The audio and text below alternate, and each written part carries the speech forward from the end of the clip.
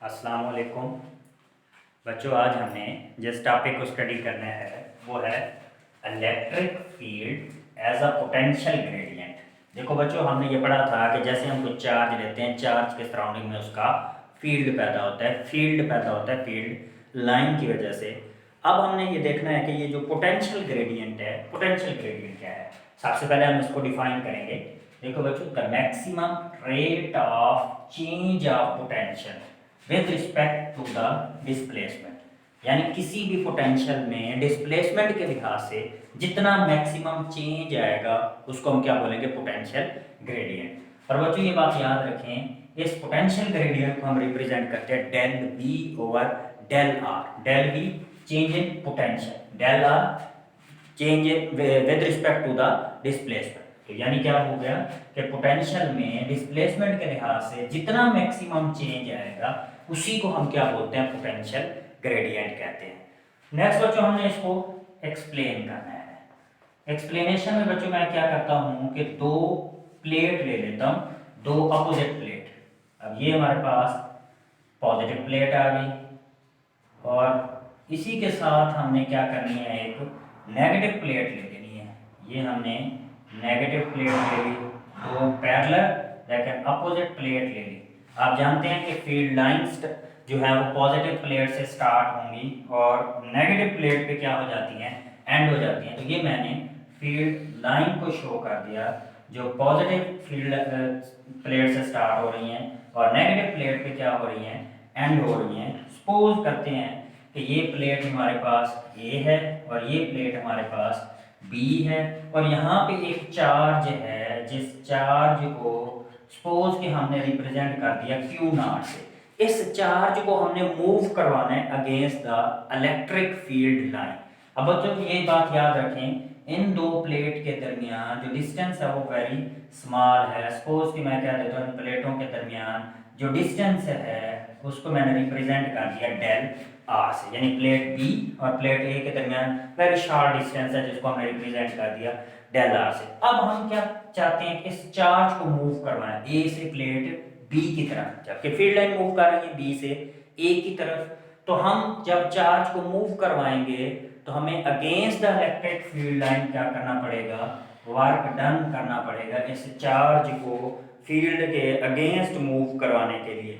अब field line इस charge के ऊपर फोर्स लगाएंगी, उस फोर्स की जो डायरेक्शन है वो अपोजिट होगी, यानी फील्ड लाइन भी एक फोर्स लगाएंगे, उन फोर्स की जो डायरेक्शन है वो डाउनवर्ड आ रही है और हम जो फोर्स अप्लाई कर रहे हैं हमारी फोर्स किस तरफ आ रही थी, अपवर्ड आ रही थी। तो यहाँ पे एक एंगल प्रोड्यूस होगा, जो एंगल प्रोड्यूस होगा वो कितना बच्चों प्रोड्यूस होगा, वो होगा 180 डिग्री। यानी इलेक्ट्रिक फील्ड लाइन यहाँ पे फोर्स अप्लाई करेंगी डाउनवर्ड और हम इसको मूव करवा रहे हैं इसे बी की जानिब, तो हम इसके ऊपर फोर्स अप्लाई करेंगे अपवर्ड डायरेक्शन के अंदर, क्या करेंगे, फोर्स अप्लाई करेंगे।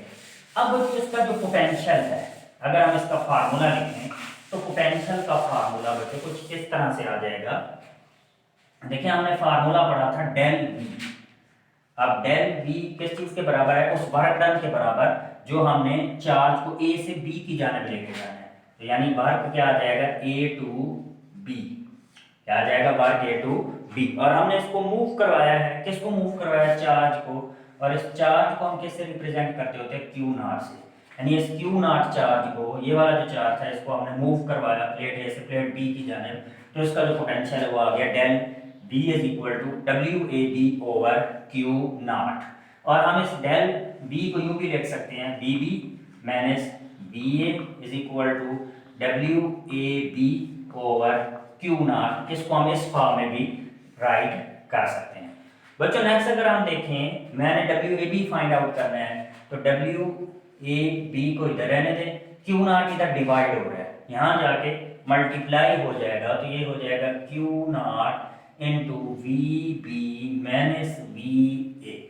जस्ट हमने डब्ल्यू बी की वैल्यू फाइंड आउट की, क्यू नॉट इधर डिवाइड हो रहा था, क्यू नॉट उस तरफ ले गए तो वो जाके उधर क्या हो गया, मल्टीप्लाई हो गया।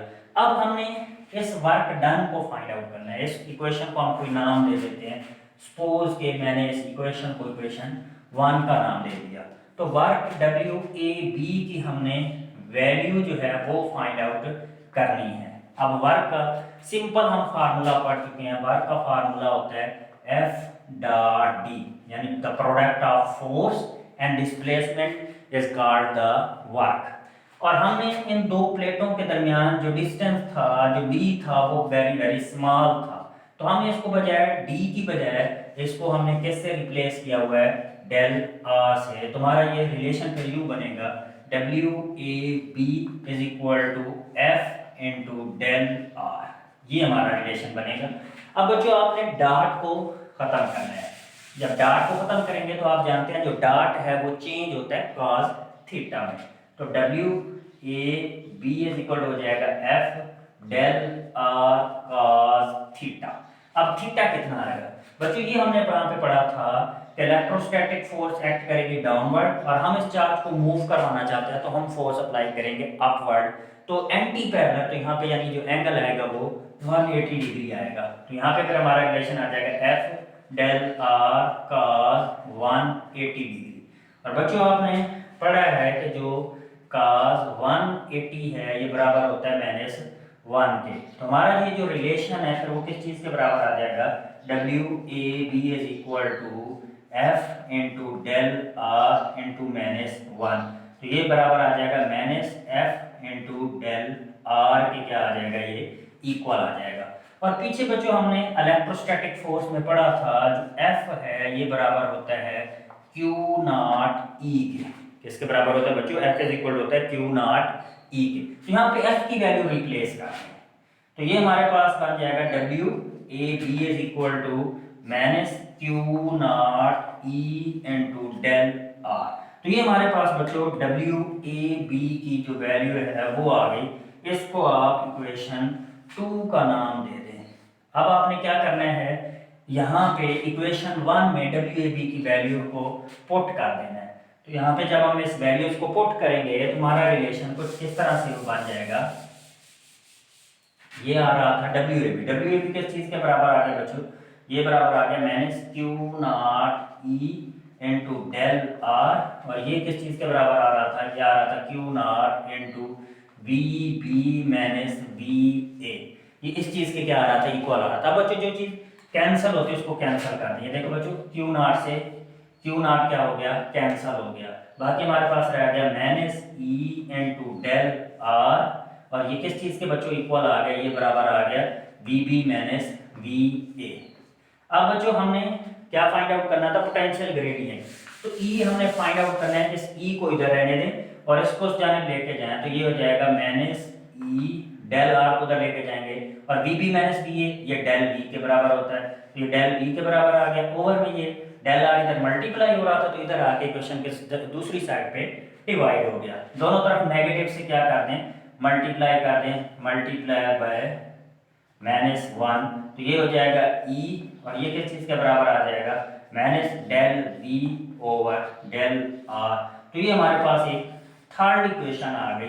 अब इस इक्वेशन से हम कुछ रिजल्ट ड्रा करते हैं, इस इक्वेशन से ये रिजल्ट ड्रा करते हैं कि जो इलेक्ट्रिक इंटेंसिटी है, E रिप्रेजेंट करता है इलेक्ट्रिक इंटेंसिटी को, वो किस चीज के बराबर आ गया, the negative rate of change of potential gradient, क्या है, E फॉर इलेक्ट्रिक इंटेंसिटी, और ये क्या चीज है, rate of change of potential with respect to the displacement, यानी electric intensity negative rate of change of potential क्या है, इक्वल है। अब ये जो नेगेटिव साइन है बच्चों, नेगेटिव साइन इस चीज को शो कर रहा है कि जो पोटेंशियल है, जो फील्ड लाइन है वो मूव कर रही है अलोंग द डिक्रीजिंग पोटेंशियल, मतलब जो पॉजिटिव है उसका पोटेंशियल हाई होता है, जो नेगेटिव है उसका पोटेंशियल लो होता है, तो फील्ड लाइन मूव कर रही है हाई पोटेंशियल से लो पोटेंशियल की तरफ, तो यानी क्या है कि जो फील्ड लाइन है वो मूव करेंगी हाई पोटेंशियल से लो पोटेंशियल की तरफ, तो नेगेटिव साइन इस चीज को शो कर रहा है कि जो पोटेंशियल है वो क्या हो रहा है, डिक्रीज हो रहा है, तो इसी क्वांटिटी को हम कहेंगे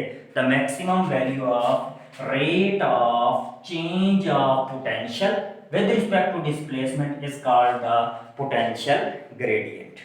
अब बच्चों हमने यहाँ पे एक शॉर्ट क्वेश्चन देख लेते हैं, एक यूनिट को हमने प्रूव करना है, एज ए शॉर्ट क्वेश्चन के तौर पर बोर्ड एग्जाम में ये आ जाता है। बच्चों हमने यूनिट को इस तरह से प्रूव करना है कि जो हमारे पास आ रहा है वोल्ट मीटर, क्या है बच्चों, हमारे पास यूनिट किस चीज़ का आ रहा है जी, वोल्ट मीटर के इक्वल आ रहा है, यानी हमने प्रूव करना है वर्क, क्या प्रूव करना है जी, work into volt into metre, volt divided metre, और ये किस चीज के बराबर आ रहा है, ये बराबर आ रहा है Newton into coulomb, Newton divided by coulomb के क्या आ रहा है, ये इक्वल आ रहा है। यानी क्या प्रूव करना है, prove that volt over metre is equal to newton over coulomb के इक्वल हम लोगों ने बच्चों क्या करना है, प्रूव करना है। तो पहले हम इस इक्वेशन की क्या कर लेते हैं, लेफ्ट साइड, यानी हमने ये फार्मूला ड्राइव किया ना कि E इज इक्वल टू है del V over del R।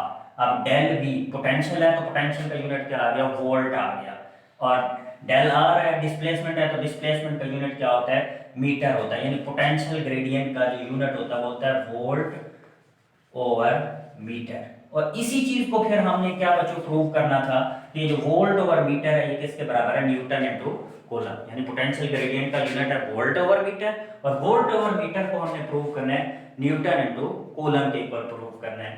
तो हम इस इक्वेशन की क्या करते हैं, लेफ्ट हैंड साइड को लेते हैं, लेफ्ट हैंड साइड आ रही है वोल्ट ओवर मीटर। अब बच्चों वोल्ट, वोल्ट क्या होता है, हम इसको लिखते होते हैं जाउल इनटू कूलम और डिवाइडेड बाय मीटर।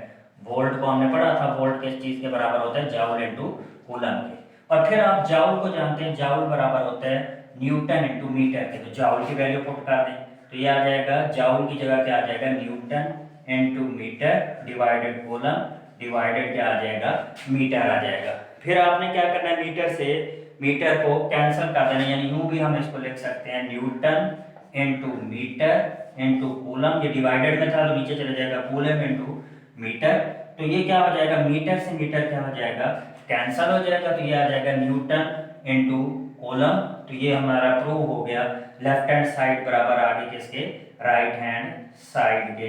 तो इस तरह आप इसको बच्चों क्या कर सकते हैं, प्रूव कर सकते हैं। तो इट मीन इलेक्ट्रिक इंटेंसिटी का अब हमारे पास दो यूनिट आ गए, एक इलेक्ट्रिक इंटेंसिटी का यूनिट आ गया वोल्ट ओवर मीटर, और एक इलेक्ट्रिक इंटेंसिटी का यूनिट आ गया न्यूटन इनटू कूलम। तो वोल्ट इनटू मीटर को हमने किसके बराबर प्रूव कर दिया, न्यूटन इनटू कूलम के बराबर प्रूव कर दिया। अल्लाह हाफिज।